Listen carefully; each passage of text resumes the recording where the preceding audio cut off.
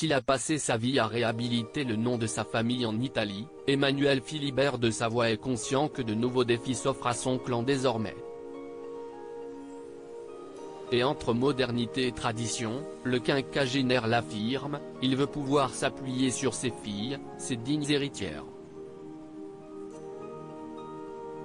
D'ailleurs, dans une interview récemment donnée au magazine Point de Vue, il s'est confié comme rarement sur sa cadette, Louisa, encore très discrète. Il l'a déjà annoncé, son héritière, Vittoria, n'est plus très loin de prendre sa suite.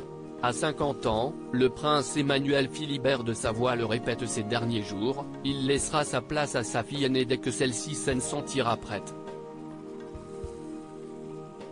Très populaire sur les réseaux sociaux, la jeune femme de 19 ans, copie conforme de sa mère Clotilde Courreau, a d'ailleurs déjà commencé à le suivre dans ses engagements officiels et se prépare à un rôle qui s'annonce prenant.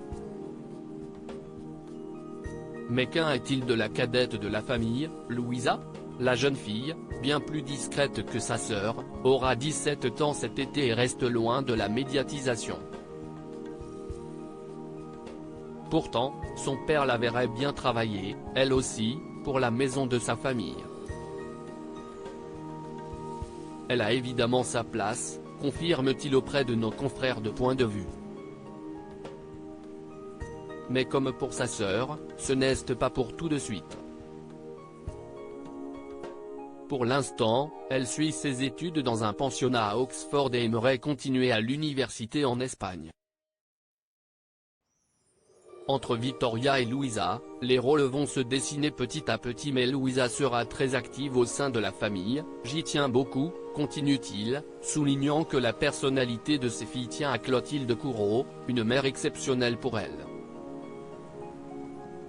Heureusement, les deux adolescentes, qui vivent toutes les deux au Royaume-Uni pour leurs études depuis plusieurs années, sont très proches et savent qu'elles devront se soutenir dans les prochaines années. Les deux sœurs s'aiment énormément, elles sont en accord et je suis sûr qu'elles vont s'aider mutuellement. L'une pourrait par exemple s'occuper des ordres dynastiques et l'autre, de la représentation de la maison de Savoie lors des voyages, imagine leur père. Sans leur mettre la pression, si les jeunes filles savent quels seront leurs rôles, elles n'ont pas de pression pour y arriver. La perspective de ces responsabilités la réjouit, et l'angoisse aussi. Cela la motive pour travailler et apprendre, révèle d'ailleurs le prince à propos de sa fille Vittoria, qu'il a déjà accompagnée plusieurs fois et qui devrait le retrouver en septembre pour une cérémonie protocolaire. Par ailleurs, cette passation de pouvoir se fait totalement en accord avec son père Victor Emmanuel, l'actuel chef de famille. Si est un travail de groupe, révèle le mari de Clotilde Courreau, qui développe dans la même interview, il était tout à fait d'accord avec cette idée à propos du rôle que Vittoria sera amenée à jouer. Mes rapports avec lui sont très bons.